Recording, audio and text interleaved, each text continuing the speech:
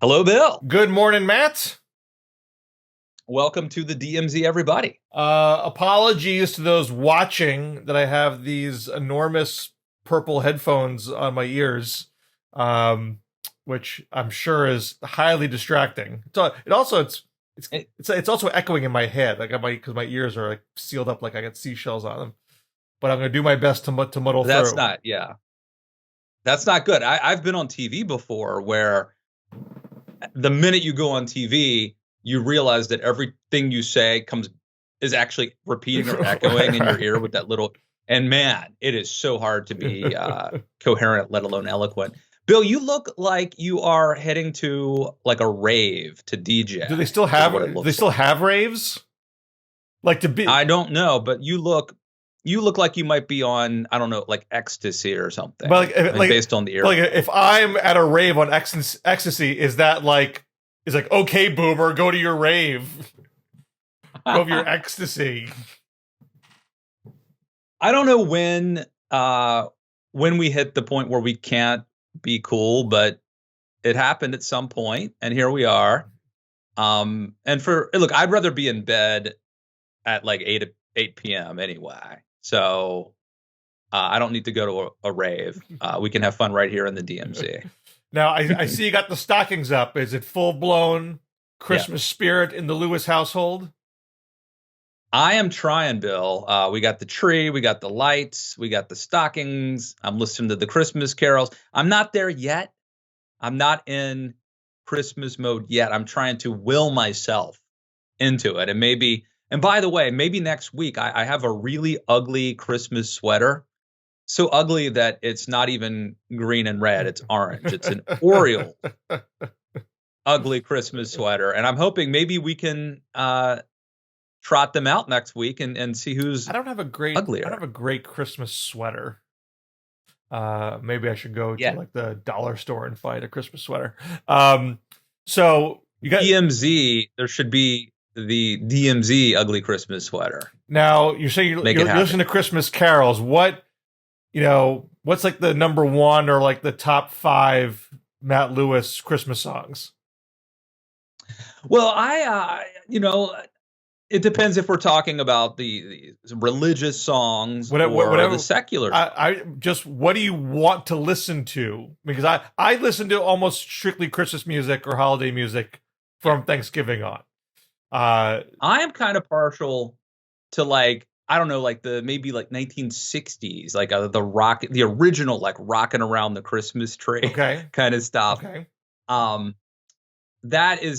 That's probably my favorite genre. It's upbeat, it's fun, but it's also now become kind of classic, right? Mm-hmm. I mean, it's traditional now, and it's also kind of fun. So that's probably my favorite. But look, I'm a fan of the whole catalog, Bill. I like Charlie Pride. I grew up listening. Charlie Pride, who just passed away like last year of COVID, has a really good and underrated Christmas album called Christmas in My Hometown. And half the songs are originals, half are like, Deck the Halls and Drummer Boy. But that's one thing I break out. My wife, not as big a fan of it probably as I am, mm-hmm. But that's one of the things I break out. And, I'm trying to watch the movies this morning. I was watching It's a Wonderful Life, which is on Amazon Prime. I just watched The Bishop's Wife on Amazon Prime. I've been watching A Very Murray Christmas, which I love, the Bill Murray Netflix special. So, obviously the Charlie Brown special we own. So I'm willing myself there, Bill. Charlie Brown makes my kids too sad. I can't watch them with them. They get too upset. I like the second half, where he gets into the tree and the commercialization. And I like the first half. It literally is depressing. He's going to Lucy talking about, you're afraid of everything. Right. So, well, I think I don't have my favorite Christmas songs fully ranked, but Fairy Tale of New York, the Pogues, gotta be up there. Now wait, that song has some lines in it, Bill, that I think could get you canceled today. Oh yeah, I mean that would be a hard. You would they would not they would change the lyrics. I mean they just wouldn't do it. Yeah. I was disturbed to learn that there is no NYC, the boys of the NYC choir. NYPD choir. NYPD choir. So there is no, that doesn't exist. There isn't an NYPD choir. I was disappointed to learn that. I did not know that. But even with, there should be, even with the inappropriate words, I think it's fine in context because you're essentially showing neither character in the song are above board people. They both. Yeah. I mean, the Kirsty MacColl is. It starts off with him in prison, right? Yeah, like he's in the drunk tank, and they're clearly both addicts and drunks, and this is not a not a great love story. So, I think you can justify it in that context. Now the Bill Murray, Very Murray Christmas, they do that song, but they take out some of the more, politically incorrect language. I don't know, man. This cancel culture is getting out of control. You know what? Yeah. What song? Which I really like. I don't know if this is my top 5, but I came across it later in life. I'm really enjoying it. The Bob Dylan "Must Be Santa." Bob Dylan. I don't know if I know that. Yeah, Bob Dylan has a whole Christmas album, most of which is just like straightforward, earnest, traditional Christmas songs. Wow. Like you wouldn't even know it's. I mean, it's got a gravelly voice, but you would never think Bob Dylan would do that. But "Must Be Santa" is more of like a snappy, catchy, almost polka-like number. So that's a great song. That is good. I have to check that out. It's funny how these new every once in a while you'll discover like a Christmas album or song you didn't know, and then people keep turning out new stuff too. I mean, I used to be a real aficionado of collecting Christmas songs, and now it's there's so many I can't keep up. Yeah, I'm also old. Yeah. But I feel like finding the nuggets it's not quite as much fun. I mean, when I found like Root Boy Slim's "Christmas at Kmart," it just felt like this rare find. Or Dance Hall Crashers, I Did It for the Toys. Like those sorts of things just seem very unusual. Like now everyone kind of does stuff like that. Yeah, Bare Naked Ladies had a good Christmas album. It's probably like 20 years old now. Going back to the shows, another one I recommend is the Andy Griffith Christmas episode. It's in season 1. How many times can we bring Andy Griffith into the show? And it's on Netflix. It's a good. It's a very wholesome, good show, Bill. I wish that you would watch more of it. I never ever liked Andy Griffith. As a young kid, I was always like, why did this show ever exist? It's a great show, man. I can't believe it because you and I like other old shows. I like 80s shows. We have that in common. I don't like 50 shows. Yeah. Well, sorry. Maybe if Andy, smoked weed, then the episode, then maybe it would be cool enough for your generation. 80 shows would show you why weed was bad. It would be the very special episode why you shouldn't smoke weed. But it didn't. Well, do you like Ronnie Howard's other show, Happy Days? I'm not a huge Happy Days guy. I mean, you did a parody song about the Fonz. I mean, that's my finest. That's my finest work. But I don't enjoy watching old Happy Days shows. I mean, I might watch a little here and there, but it doesn't quite. Well, there is an episode where there's a pretty good Christmas Happy Days episode where Fonzie has no place, even though he's the coolest cat in Milwaukee. He has no place to go for Christmas. He pretends he's going to some relative's house that's going to have this huge party and this mansion. And Richie and Tom Bosley, Mr. C, discover that Fonzie is staying in his little apartment, cooking on a hot plate. And so they come up with an excuse to like beg him to spend Christmas with them under some, guise that they need him for something. touching, Bill. Is that the first time that Fonzie becomes more cuddly and becomes sort of a de facto son of Mrs. C? Yeah, this is early on when Fonzie is still a little bit more rebellious and edgy before they really domesticated the Fonz. At some point, Fonzie's like teaching school or something. You know what I mean? Like, that's when political correctness got out of hand, when they made Fonzie sanitized for the masses. Yeah. But early on, the earlier episodes are better, and so anyway, one to grow on. You're hardcore with Happy Days. So only seasons 1 and 2. Pretty much. And speaking of which, Bill, speaking of my kids and I, as you know, we've been going through The Simpsons on Disney. As have we. And we started off, years ago, like 2 years ago when Disney came out, Disney Plus. And we've been watching chronologically. And I was always wondering, at what point will the show jump the shark and will I quit watching? Will I want to start over again? And I think we just arrived at that point. So you're going through one by one.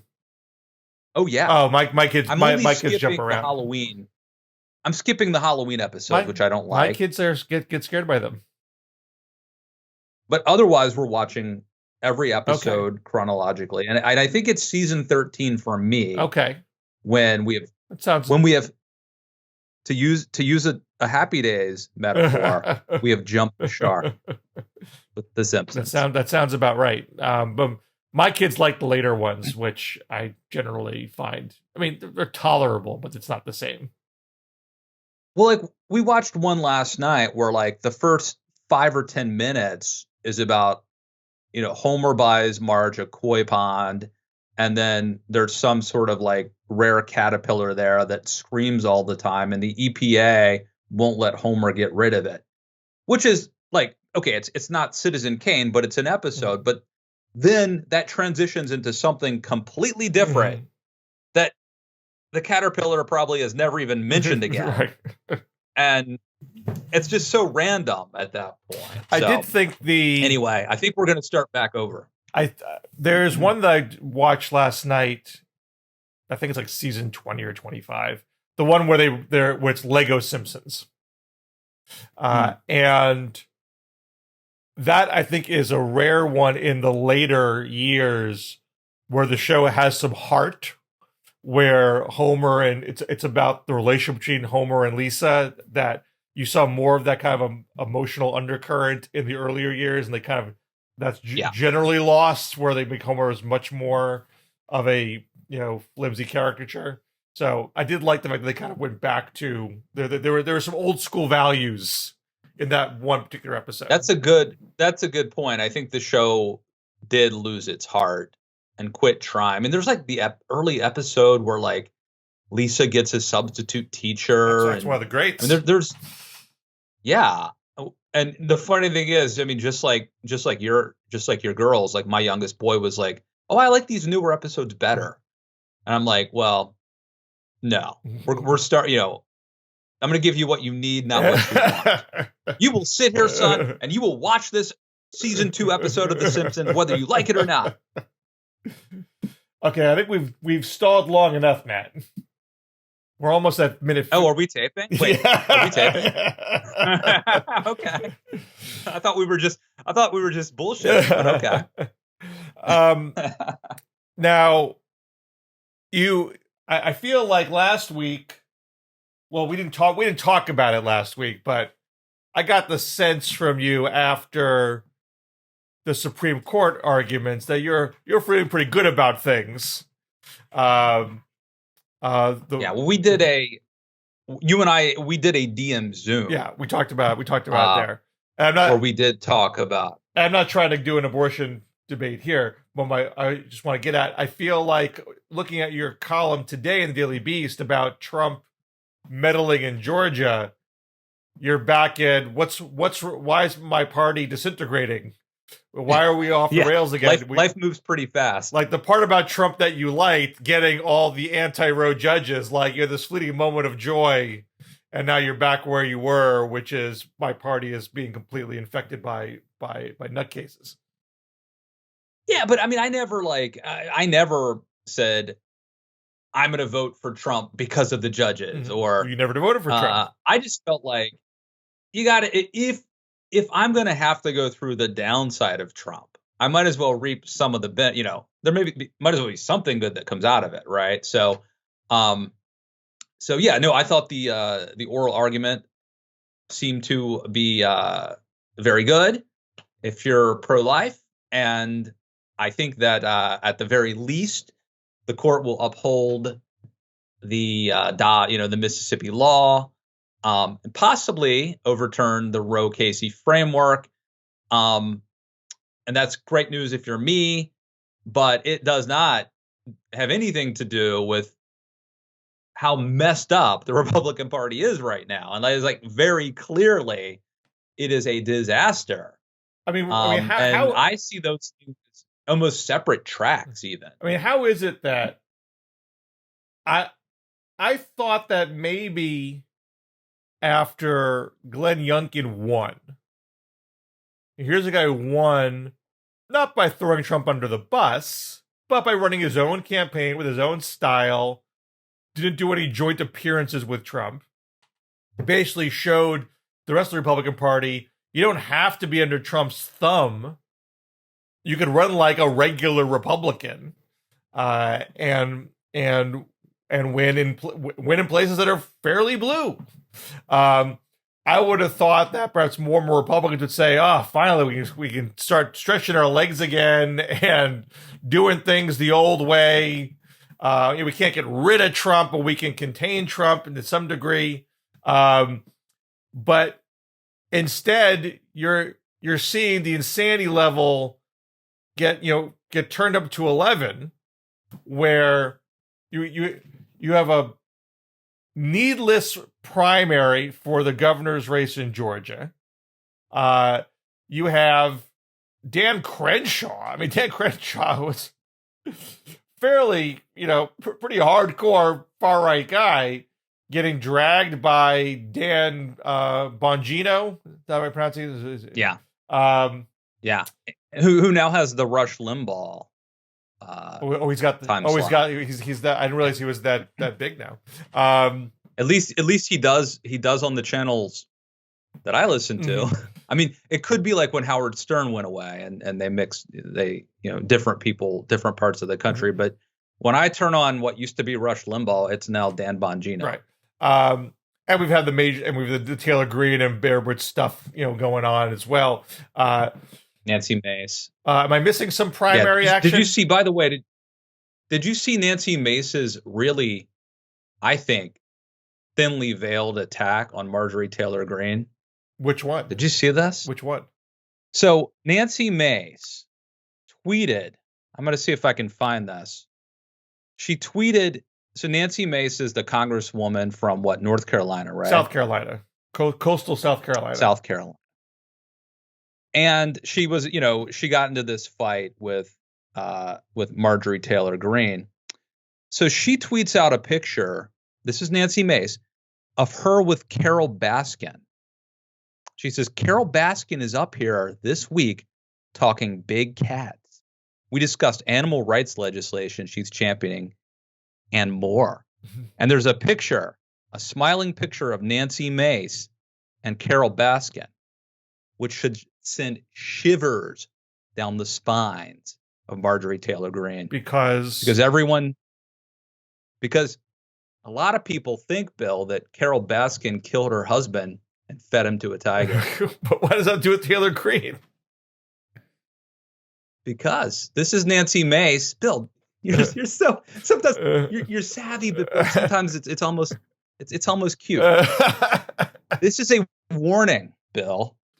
This is. Do you remember, like in The Godfather 2, when the guy's going to testify, and then I never saw Godfather 2.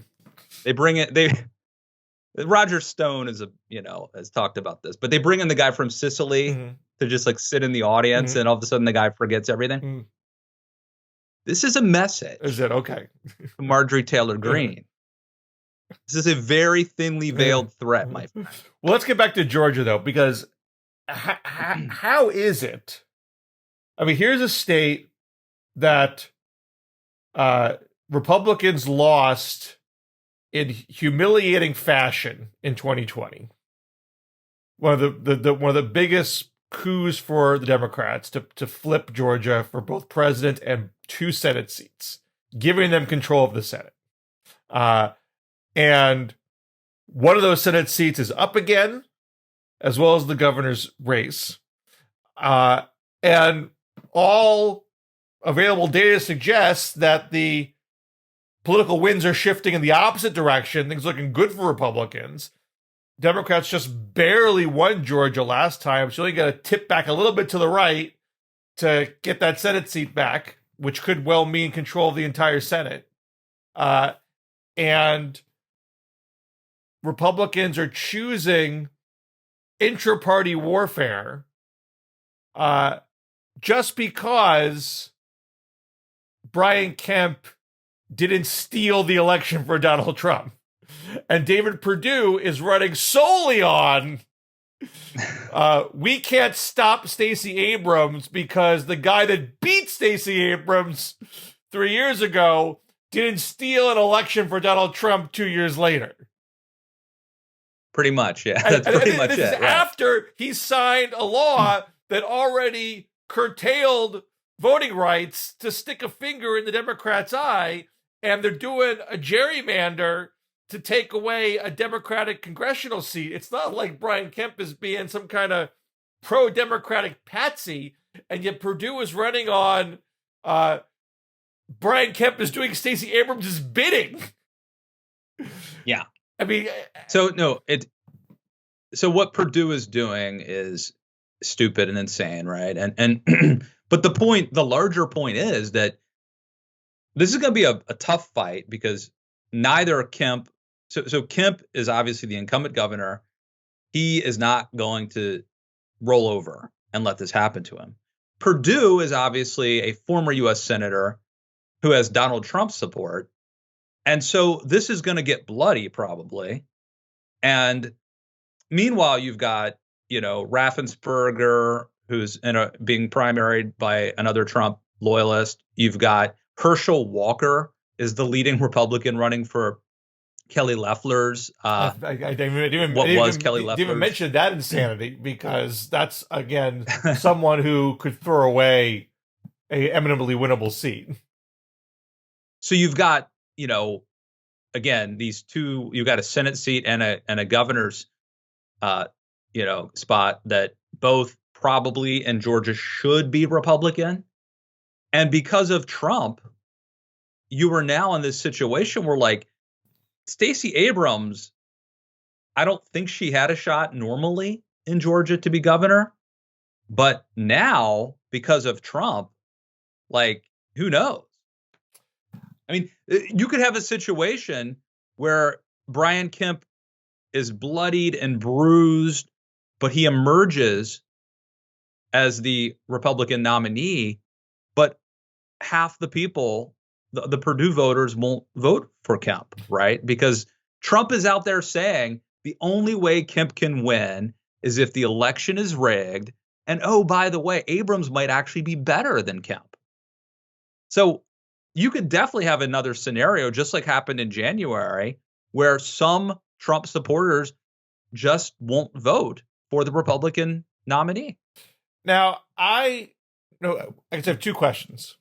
One, would it work the other way? So I agree with you that if Kemp's the nominee, diehard MAGA Perdue voters might say, screw that guy, I'm going to stay home. I mean, it doesn't have to be most of them, but I mean, Georgia is a pretty purple state. You lose a sliver of your base, that could be the difference. So any division has to give you heart palpitations if you're Republican. My gut would say if Perdue is the nominee, that the Kemp voters salute and get on board. I mean, right, but you still have the scenario where he's bloodied and battered in a primary, and you still have a scenario where instead of nominating the guy who actually beat Stacey Abrams last time, you're nominating the guy who actually lost to John Ossoff, to Raphael Warnock, to Ossoff. Oh, sorry, to Ossoff, right? That was in the runoff. So you're choosing a loser over a winner, and either way, there's going to be a bloody primary. So. That's my other question. I having watched the Kemp Abrams race and the Perdue Ossoff race, like putting all the Trump stuff to the side, like I think Kemp is a better candidate. I think he's a better. I think he's got more skills on the stump. He's got more charisma, or as he has. He's also more of a He's also more of a philosophical conservative. Mm-hmm. I mean, Perdue is actually more of a business country club Republican. Mm-hmm.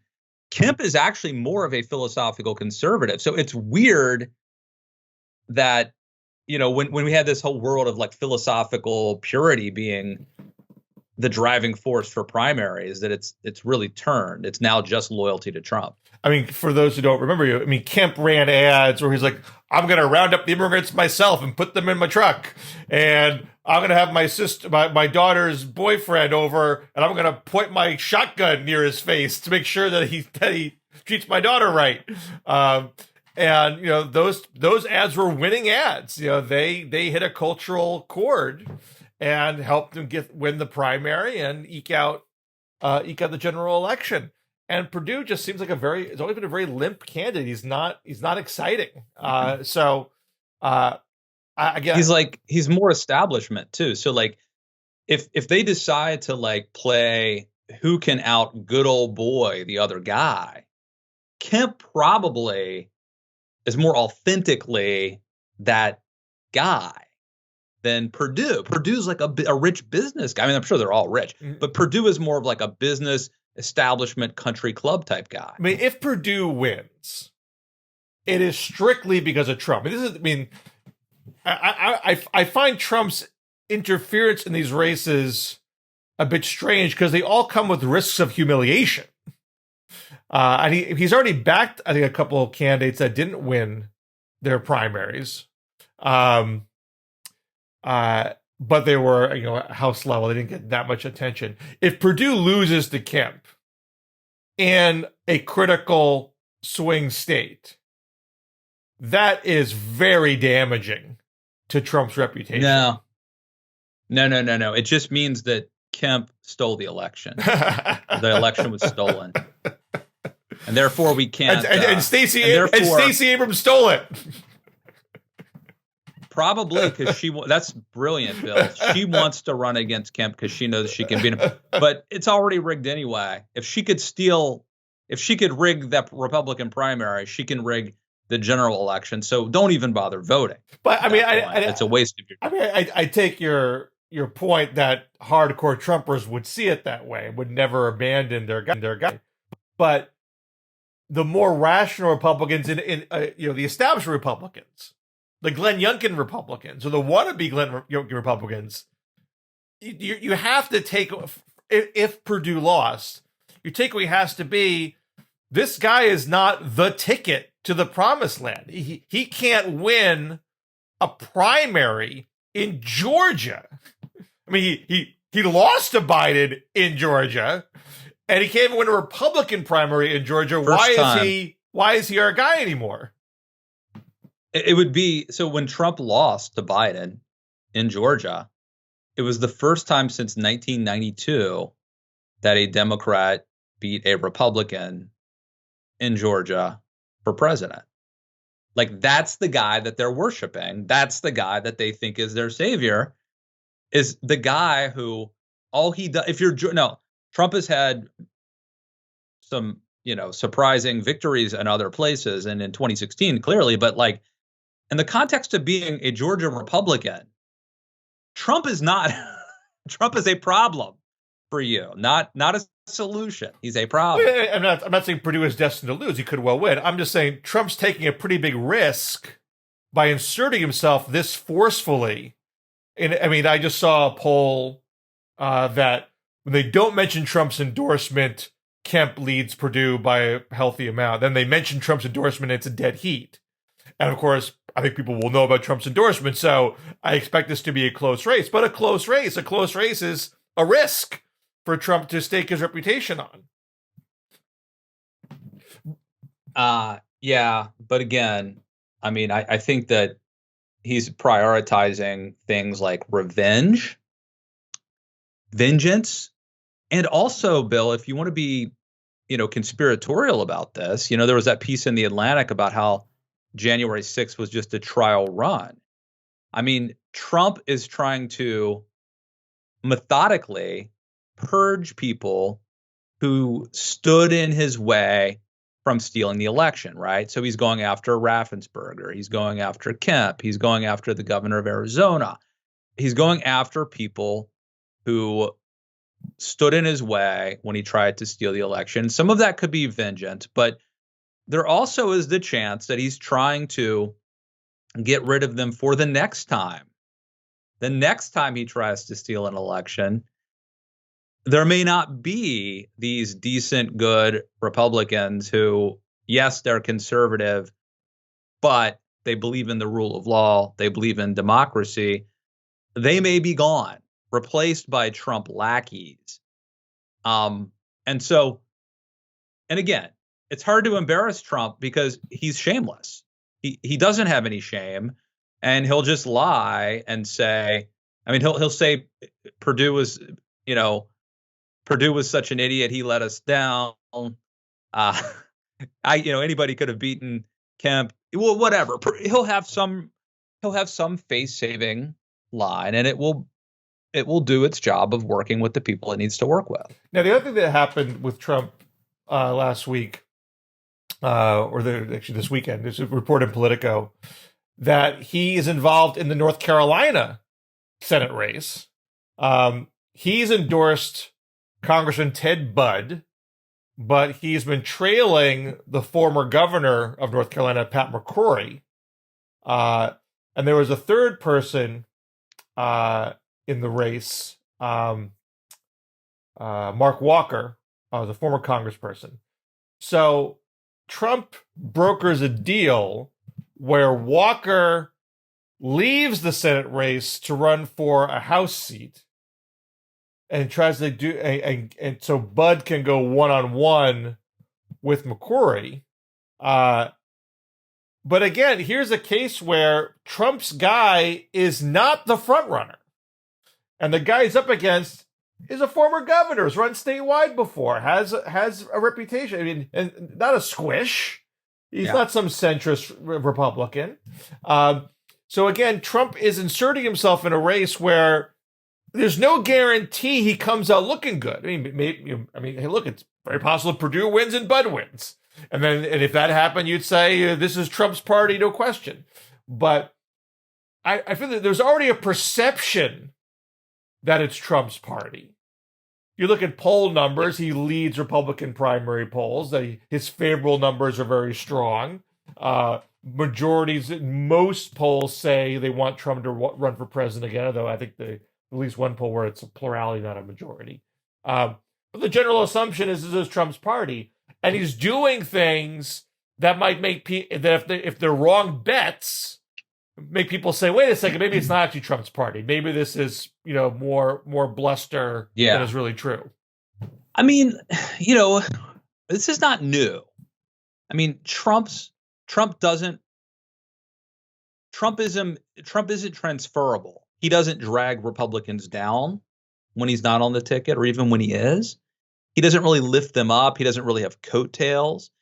And even Madison Cawthorn, remember, the super Trumpy guy, Trump endorsed his opponent like 2 years ago or whatever. So it's not a new phenomenon. I guess the question is, does there ever come a point where people aren't afraid of Trump? Where he has lost so many times, and he's bet on the wrong horse so many times, that if you don't get his endorsement, you're not scared. It doesn't bother you. I don't think we're there yet. Even though you could demonstrate, statistically, that there's not a big correlation between getting Trump's endorsement and winning the primary or the nomination or whatever, there still is a sense that you do not want to get on the wrong side of Trump, right? There's a fear of him. If that ever changes, it will be a big deal. I'm just not sure that accumulating evidence will get us there. I'm not sure why, but it doesn't seem to be the case that we're just a couple data points away from being able to show that there is the man behind the curtain isn't all that scary or whatever. People are going to have to make this. Republicans who want to run for president 2024 are going to have to start making their decisions right after the 2022 midterms. And maybe some might decide before. I mean, it's more traditionally you wait till the next election is done, but some people might be eager and antsy and want to get a head start. But I think if anyone who's like on the fence, you know, can I run against Trump? Is there going to be option for me? Is it worth trying and taking on that heat? If Trump loses primaries, if Trump-backed candidates lose their primaries or their generals, but primaries would be more of a blow to Trump because that says that he's weak within the party. You know, that might make it more likely for, you know, Chris Sununu, who teased a run to make the jump, or some of the Senate people who are kind of Trump-ish, like Josh Hawley and Marco Rubio and Tom Cotton, Rick Scott, Glenn Youngkin might even start thinking about it if he's doing well and he's term limited. Virginia's the 1-term limit for governors, so he might want to make that jump in 2024. Or Mike Pence. I mean, Mike Pence is clearly thinking about it. He's staying active. Maybe he's already made up his mind to take a flyer on it regardless of what Trump does, but it's certainly easier if Trump is wounded seemingly by the party's own base. Yeah. I think the way to look at Trump's hold over the Republican Party is like almost magical. Like it's a cult, and I think his hold over them is not rational. And it's maybe there may be a point, there probably will be a point when the spell breaks, but I don't think that, you know, it's sort of like, you know, the Malcolm Gladwell book about the tipping point, right? I mean, you take an axe and you hit a tree and you hit a tree, and at some point, and maybe it's the 100th swing you take, the tree falls over, right? But which chop was it? You know, you had to do the first 50 chops or whatever to get to the one that did the damage. So, and the thing is, the first swing you take, there's no reaction at all. It seemingly doesn't make any difference. Like the 20th swing you take, the tree doesn't move at all, right? It's not like it starts to tip over, and you know it's nothing, and then the tree falls, right? And that's maybe how Trump is going to be, actually, which is like, at some point, the spell will break, but it's really hard to predict like when that is going to happen, and it seems like it transcends like the rational or the logical, that it's again like a spell that has been cast. Allow me to shift gears to the Democrats, because while Republicans are in their own circular firing squad, Democrats are still experiencing strife. There seem to be hopes for renewed party unity after the infrastructure bill passed last month. Progressives and moderates put their differences aside and got together. Progressives put some trust that moderates would be there for them for the larger Build Back Better bill. And that seems to be largely true, with the glaring exception of Joe Manchin, who, even though Democrats and Republicans are working through their differences, they're getting the debt limit hiked, they're passing the defense bill, they're keeping the government open, they didn't have a shutdown when the funding was about to expire. But Manchin is remaining a holdout on the Build Back Better bill, and this week he's made several comments suggesting that he's not there yet. He's worried about inflation still. The House thinks the House bill has too many budget gimmicks, and he's not rushing to have a vote until he sees what the Senate parliamentarian does to it, and what remains gets scored by the CBO, which all makes it hard to envision a vote occurring by Christmas. Not out of the question yet, but makes it harder. And so, are Democrats going to end the year on an up note? We passed our last big ticket thing. Or are they going to end on a note of uncertainty and renewed intra-party tensions between progressives and moderates? Yeah, I don't see them passing Build Back Better anytime soon. It seems like inflation and the jobs report have just the jobs reports that continue to mostly be uninspiring, have just kind of given Manchin the permission slip to do what he kind of wants to do, which is to wait on this and drag his feet on this. But I don't know. And you know, Manchin's popular in West Virginia. I don't think there's any, we have to think of it from his perspective in terms of incentives. So I think Democrats can be happy that they passed that bipartisan infrastructure bill and maybe focus on what we have and not what we don't have. But looking at it from Manchin's perspective, I don't understand what he's doing. I don't see why he needs a permission slip to delay. I mean, what has transpired through this year, culminating with the infrastructure bill vote, just clarifies that Manchin has all the leverage. He has all the leverage today.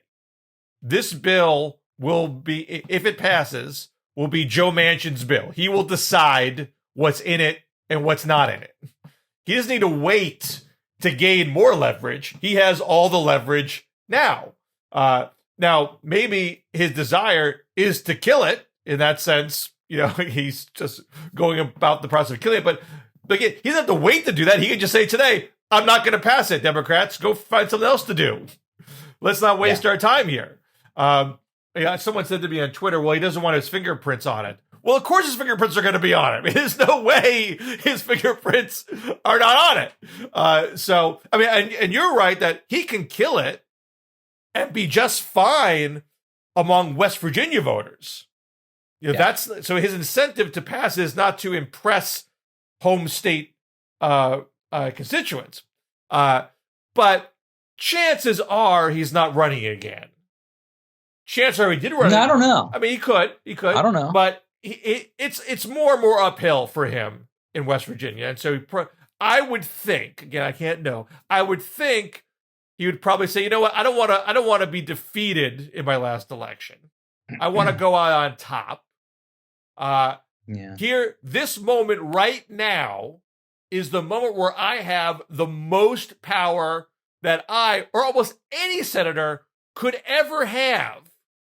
So why don't I use that power to pass legislation that will be my legacy? That will say, I did this. And whatever he wants, he can get in this bill. And progressives are at a point where they have basically, tacitly admitted, we'll do whatever you want. We said $6 trillion and $3.5 trillion, and as soon as you said no, we said, all right, whatever it takes. I'll do what you want me to do because I want to pass something. So I would think that the rational play, I mean, we're late enough in the game where they probably can't get a vote by Christmas. Maybe there's a way, but you could at least say, Manchin, Schumer, let's have our deal. Let's show what our deal is and what it looks like.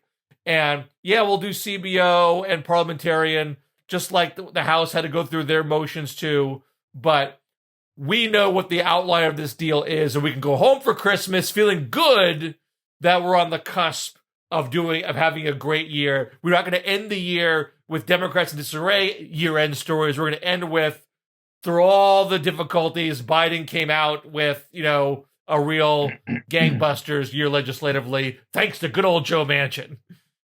That makes the most sense to me. I don't see him doing that. Yeah, but there's still time to do it. And I think part of it is that he's like inscrutable. Like I don't know. I don't think he, just like cinema, they don't clearly, and this could be by design or maybe by accident, I don't know, but they do not actually clearly tell you what they're going to do or what they want exactly. Well, you can try to read between the lines, but I don't know that they have given us enough clues to figure it out. Well, I think that inscrutability has served them extremely well all year, because as much as progressives tried furiously to gain their own leverage and counter their, inherent leverage by having the determining votes, by being inscrutable, that just made progressives and other Democrats scramble. What do I gotta do to make Joe Manchin happy? What do I gotta do to make Kirsten Sinema happy? Do you want this thing? And Kirsten Sinema and Joe Manchin will be like, well, I'll pocket that concession, I'll pocket that concession, I'll pocket that concession, and I'll just sit back and wait for you to give me more. So like I get that, but again, we're at the point where that strategy has worked to perfection, and you have all the leverage. All right, you don't need to sit back anymore. You can just come down from the mountaintop and say, I need you to do this, and then we can move forward. And everyone's going to say, yes, sir, Joe Manchin, and it would be done. So I don't see the point of waiting anymore. Get it done by Christmas and have a nice holiday. It just may be that Joe Manchin agrees with me that we've spent too much money,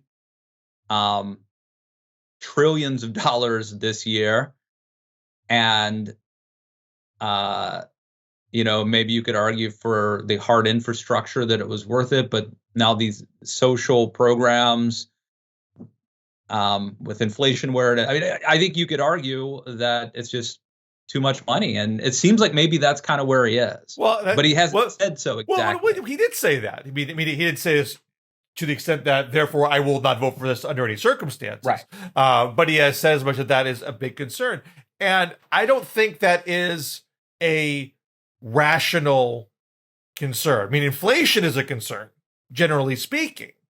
But, as I wrote, for the monthly a few weeks back, Biden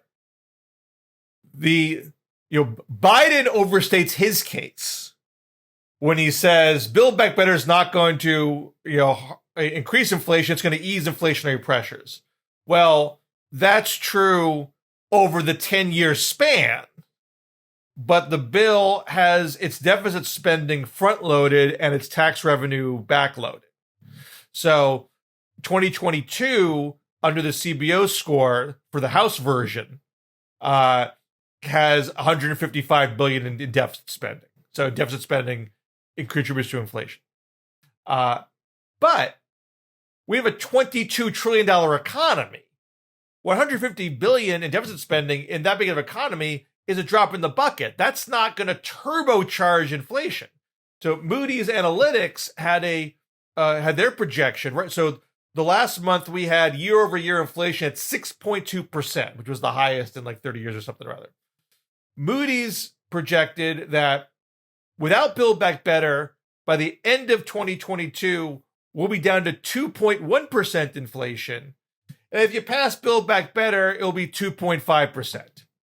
Either way, like that's a reasonable amount of inflation when you're in the 2% range. Now Moody's is not psychic; they could be wrong, but I think that is a fair calculation. 150 billion or so is going to fiddle with that needle by about 0.5%. It's not the thing that puts you like way in disaster zone or way in the comfort zone. It's a pretty minor thing. And if that's too much for Joe Manchin, then fix it. Then go to Chuck Schumer and say, hey, can you take some of that tax revenue and put it up front? I mean, it's hard to cut the spending down because a lot of that spending is the child tax credit, which Democrats are very excited about, and that's that people are seeing the most. So yank that away is going to be politically challenging. Though maybe Manchin wants to do that, but whatever it is he wants to do, just do it. Just make it the way you like it,